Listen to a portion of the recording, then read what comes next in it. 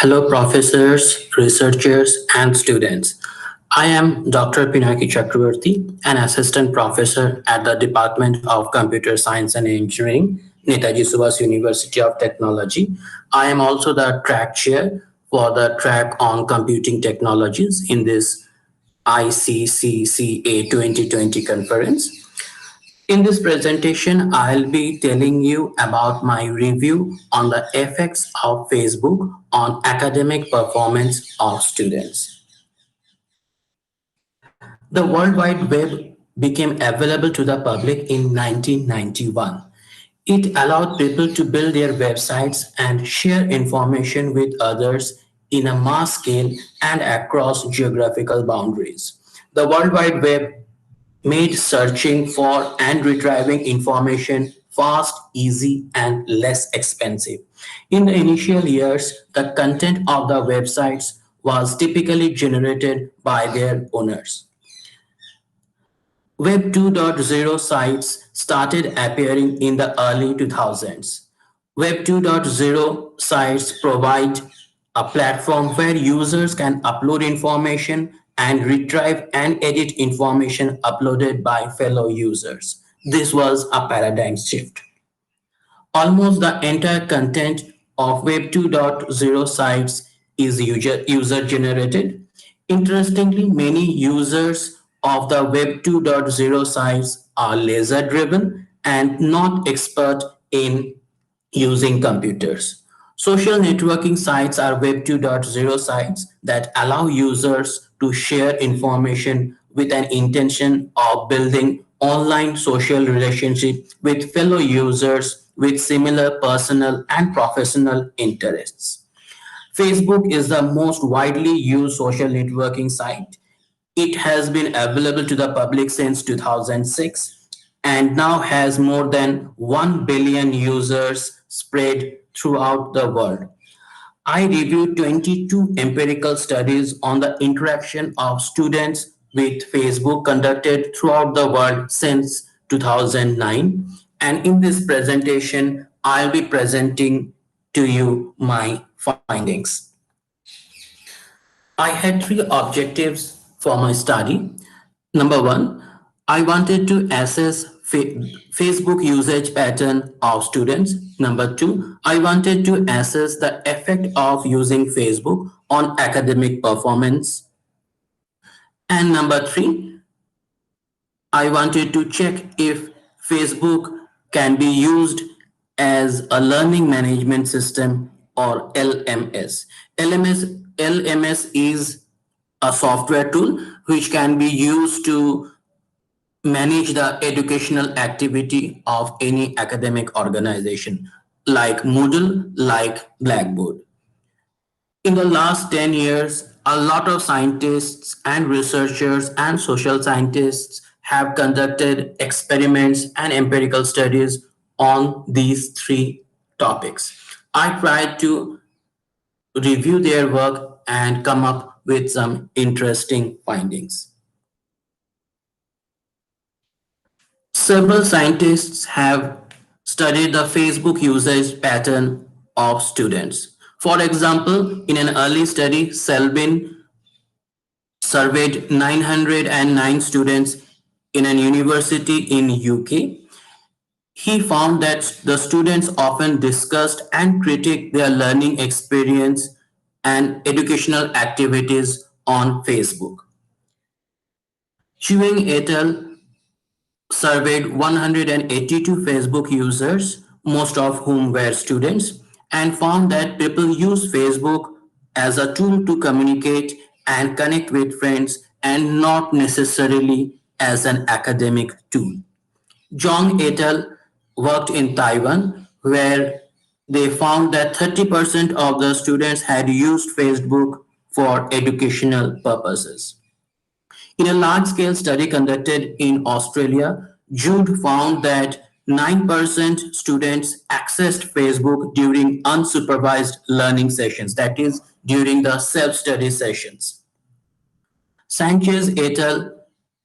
Surveyed university students in Spain and found that the students use Facebook to communicate with people with common professional and personal interests. CCV conducted a survey in Serbia. Serbia was earlier a part of Yugoslavia. It is a country in southeastern Europe. They found that students use Facebook primarily to overcome boredom. In Turkey, Kaya and Bisen conducted a survey of 362 school students, and they found that high school students use Facebook for communication, entertainment, sharing news, photographs, and music. In another study conducted in Serbia, Manasijevic et al. Found that 5% students used Facebook to discuss academic issues. Ozimic and Bierhoff found that there exists a negative association between the age and the frequency of Facebook use. That means as the students grow up, they stop using Facebook, more and more. Sharma et al. Conducted a study in Oman, a Gulf country. They found that students use Facebook because of social influence and its perceived utility for entertainment and to share resources and collaborate with their peers. Some other researchers have tried to find or determine rather the effect of using Facebook on academic performance. Most of these researchers around the world have found that Facebook generally has a negative influence on academic performance. Now, most of these researchers use GPA, that is grade point average, as a measure of academic performance. Let us see what the researchers have found over the years. Kirchner and Karpinski surveyed a number of undergraduate and graduate students in USA. They found that Facebook usage is associated with less number of hours of study per week and hence a lower GPA. Junko and Cotton conducted a large-scale study in USA where almost 2,000 undergraduate students participated. They also found that Facebook affects academic performance negatively. They found that using Facebook during class hours is associated with lower GPA. Lee conducted a study on school children. He found that using Facebook during class hours is associated with lower math grades. Junko conducted a follow-up study and found that students are more susceptible in their early years of college to Facebook addiction.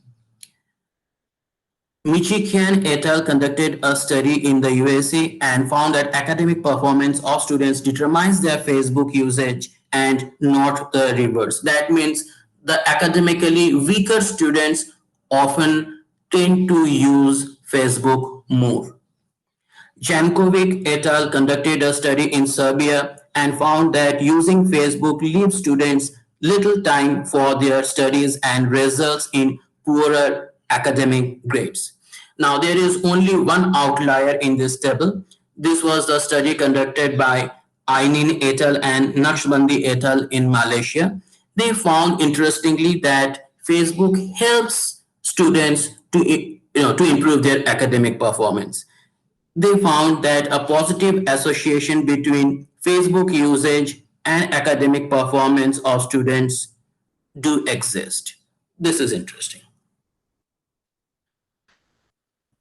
Now, some researchers have tried to use Facebook as a learning management system or an LMS.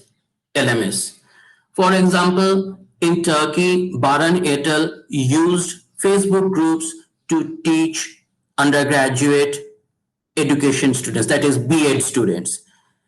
And he found that Facebook can support knowledge sharing in formal educational context, but it is uncertain if that enriches the courses.